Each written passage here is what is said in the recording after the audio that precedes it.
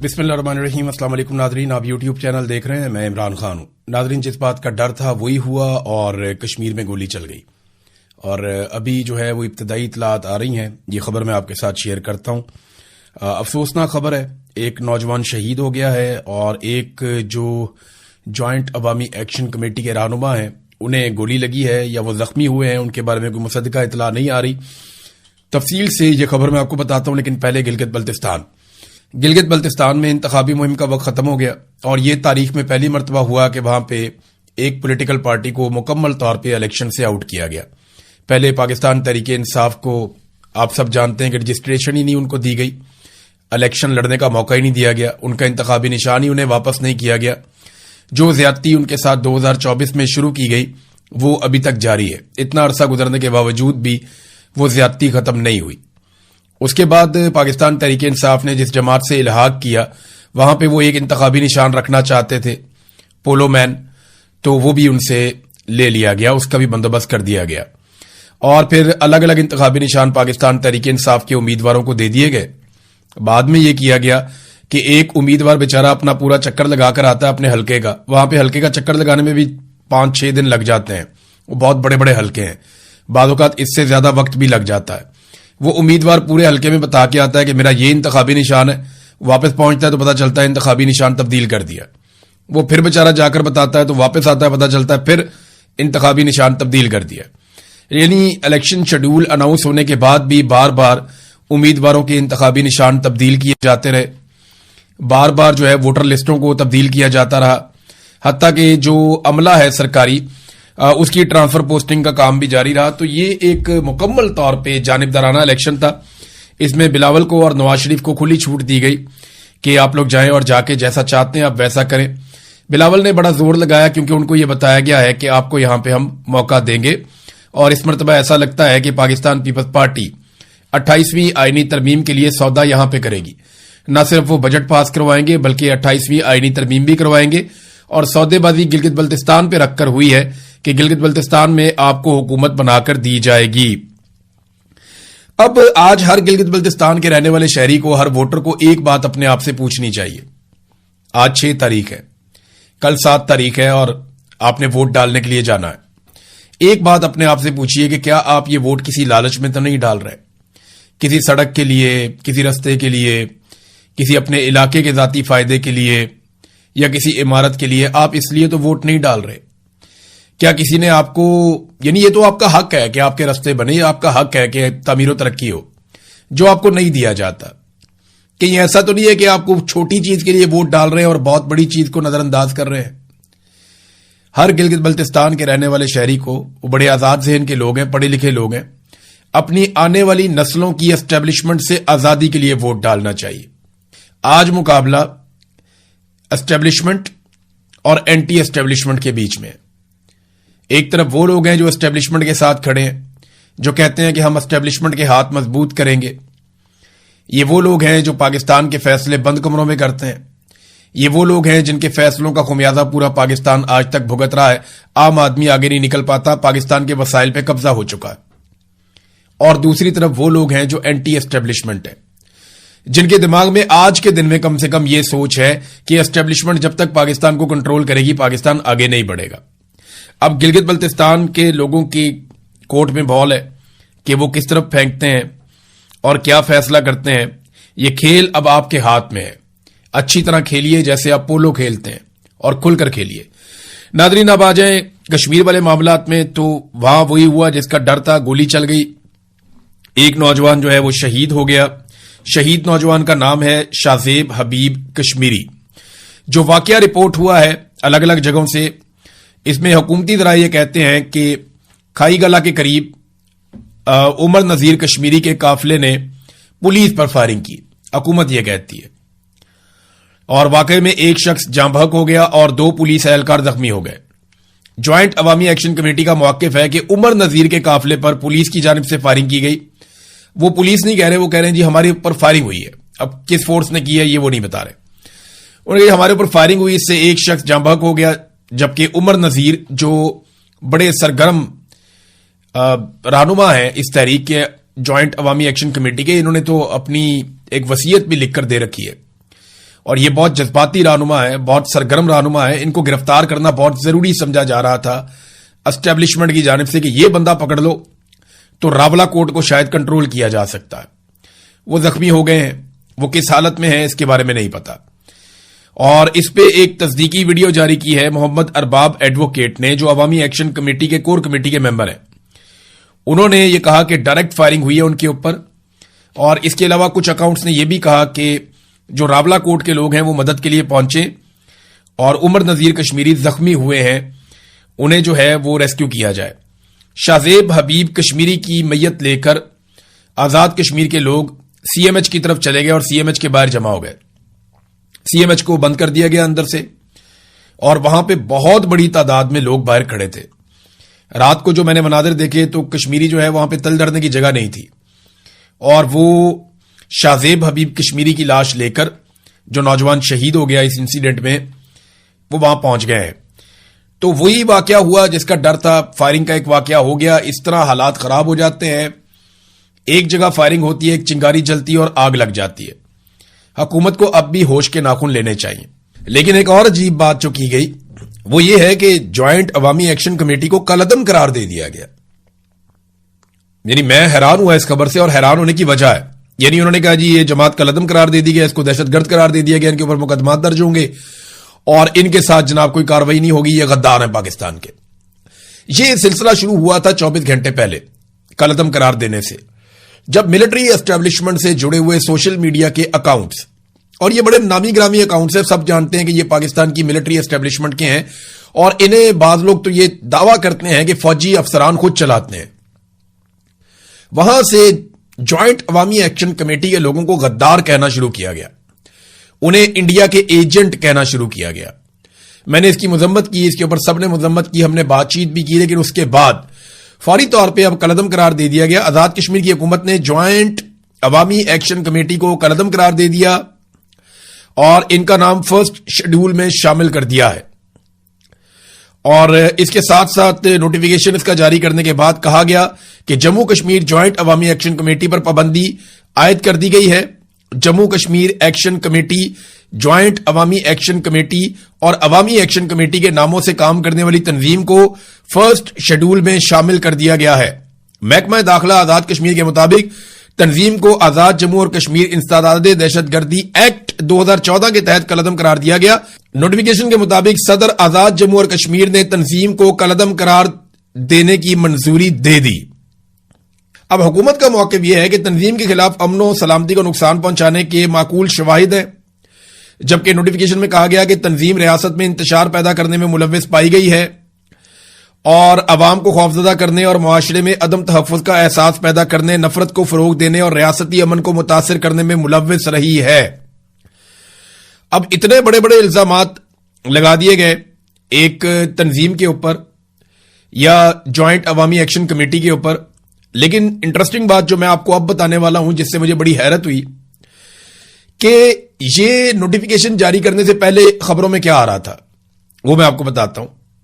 Joint عوامی action committee سے حکومت کے مذاکرات چل رہے ہیں, کبھی آزاد کشمیر حکومت کے مذاکرات چل رہے ہیں, کبھی پاکستان کی حکومت کے مذاکرات چل رہے ہیں. تو کیا یہ دہشت گردوں کے ساتھ مذاکرات کر رہے تھے, کالعدم تنظیم کے ساتھ مذاکرات کر رہے تھے؟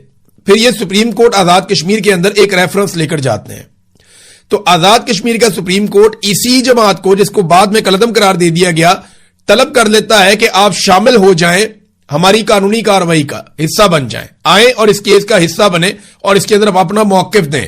تو کیا سپریم کورٹ جو ہے آزاد کشمیر کی وہ ایک کالعدم تنظیم کو دعوت دے رہی ہے اور بلا رہی ہے اور بلا کر کہہ رہی ہے کہ آئیں اپنا موقف دیں؟ یہ بھی سوال پیدا ہو گیا. پھر ابھی انہیں الیکشن لڑنے کی دعوت دی جا رہی تھی حکومت کی جانب سے. حکومتی وزراء, چاہے وہ وفاقی حکومت کے وزراء ہوں چاہے وہ کشمیر کے وزراء ہوں, وہ بار بار یہ سٹیٹمنٹ دے رہے تھے کہ جوائنٹ عوامی ایکشن کمیٹی کو عوامی سطح پہ الیکشن لڑنا چاہیے اور وہ الیکشن لڑ کے طاقت کے اندر آئیں اور پھر آئین کو تبدیل کر کے وہ اپنی مرضی کے مطابق چیزیں کر لیں.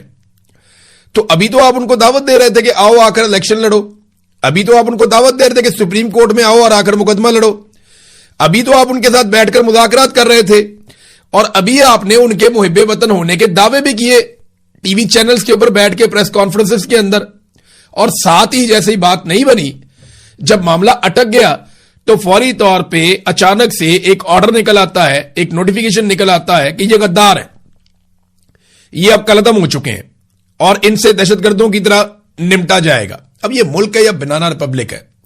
کیا ایسے ملک چلتے ہیں؟ کیا ایسے پالیسی بنتی ہے؟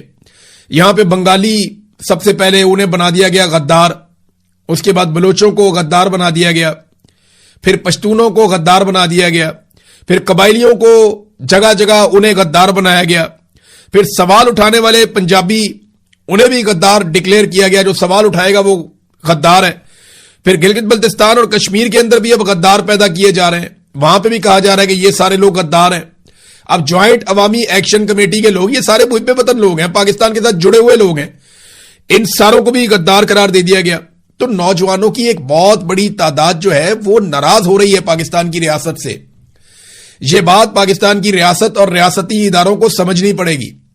بلوچ نوجوان آپ سے ناراض ہے، پشتون نوجوان آپ سے ناراض ہے، قبائلی نوجوان آپ سے ناراض ہے، پنجاب کا نوجوان بھی آپ سے ناراض ہے، اور اب گلگت بلتستان اور کشمیر کے اندر بھی آپ یہی سارا کچھ کرتے چلے جا رہے ہیں۔ یہ نفرت بڑھتی چلی جائے گی، آپ طاقت سے کچھ عرصہ کنٹرول ضرور کر لیں گے، لیکن ایک دن یہ لاوا پھٹ جائے گا۔ آپ ہمیشہ طاقت کے بلبوتے کے اوپر مسلط نہیں رہ پائیں گے، یہ لوگ آپ کو رہنے نہیں دیں گے، آنے والی نسل کو آپ پہچان ہی نہیں پا رہے، آپ کو سمجھ نہیں آ رہی کہ جو لوگ پہلے اس پاکستان میں رہتے تھے وہ کہیں نہ کہیں کمپرومائز کر لیتے تھے، لیکن آنے والی نسل بہت لیتھل ہے، وہ سیدھا سوال کرتے ہیں اور سیدھا جواب مانگتے ہیں۔ وہ لوگ آپ کے گریبانوں میں ہاتھ ڈالیں گے اس سے پہلے کہ بہت دیر ہو جائے اور کوئی بڑا نقصان ہو جائے۔ آپ پاکستان کے بھلے کے لیے 4 قدم پیچھے چلے جائیں اور اپنی ضد چھوڑ دیں۔ ہر دفعہ کٹ پتلی حکومت آپ کی فرمائش کے اوپر نہیں بنے گی، آپ کی خواہش کے اوپر نہیں بنے گی، لوگوں کو ان کا فیصلہ خود کرنے دیں، چاہے وہ گلگت بلتستان کے لوگ ہیں، چاہے وہ آزاد کشمیر کے لوگ ہیں۔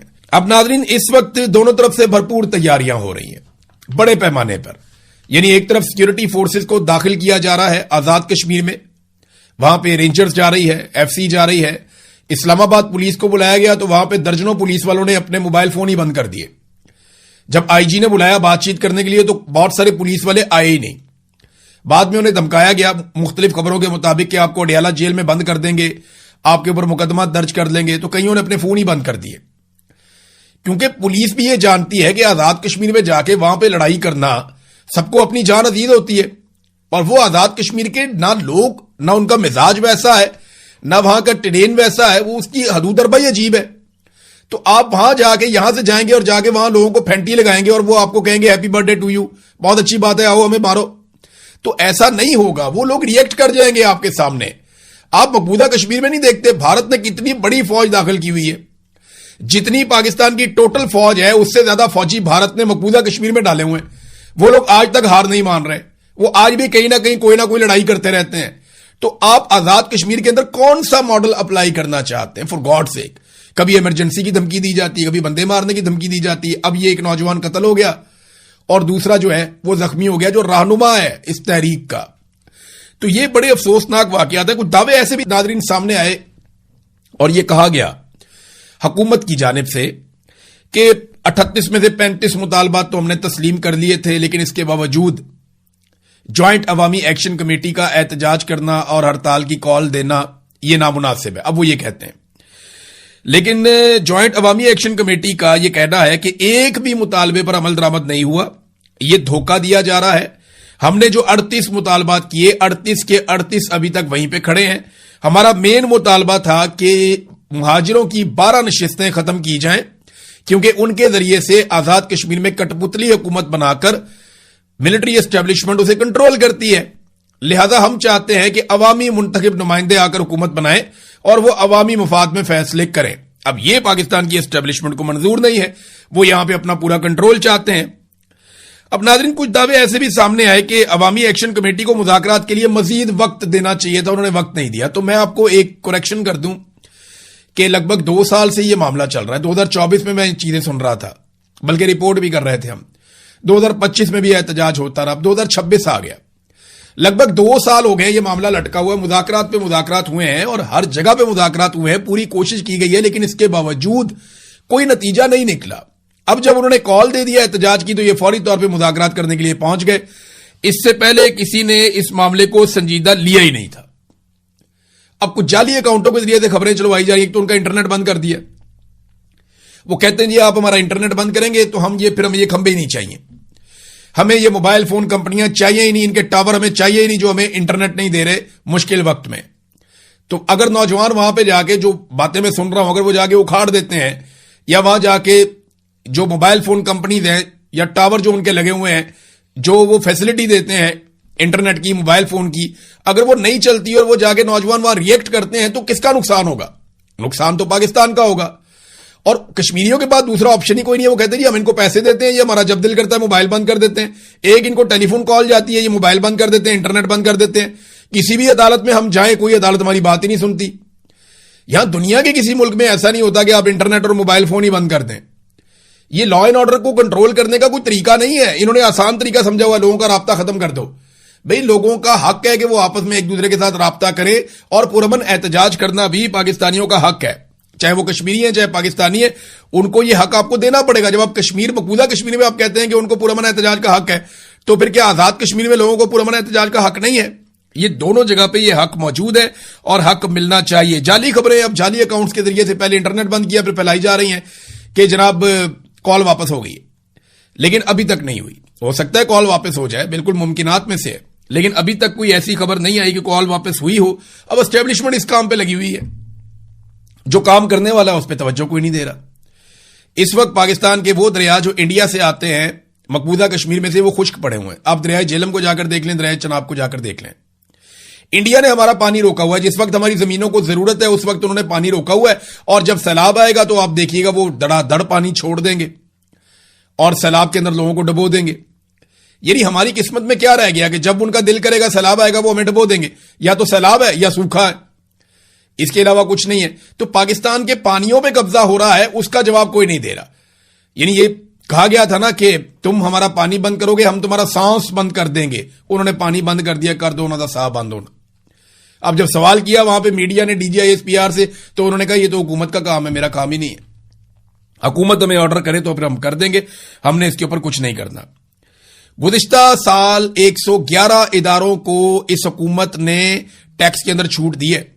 غریب آدمی کی ساری سبسڈیز واپس لے لی. غریب آدمی کو خواب دکھائے کہ 200 سے 300 یونٹ بجلی آپ کو ہم مفت دیں گے. 200 سے 300 یونٹ بجلی مفت دینے کی بجائے بجلی کی قیمت ہی 4 گنا زیادہ کر دی. حالات انہوں نے یہ کر دیے ہیں کہ گزشتہ 2 سالوں میں جو بیرونی سرمایہ کاری پاکستان میں آتی ہے وہ 82% مزید کم ہو گئی ہے. یہ محمد زبیر صاحب نے ڈیٹا دیا اور وہ سرکاری ڈیٹا میں سے بتا رہے تھے. تو گزشتہ 2 سالوں میں یہ مقابلہ ان کے اپنے 2 سالوں کے ساتھ ہے, عمران خان کے دور سے نہیں ہے. تو 82% جب سے یہ حکومت بنی ہے تب سے لے کر اب تک 82% غیر ملکی سرمایہ کاری مزید کم ہو گئی ہے.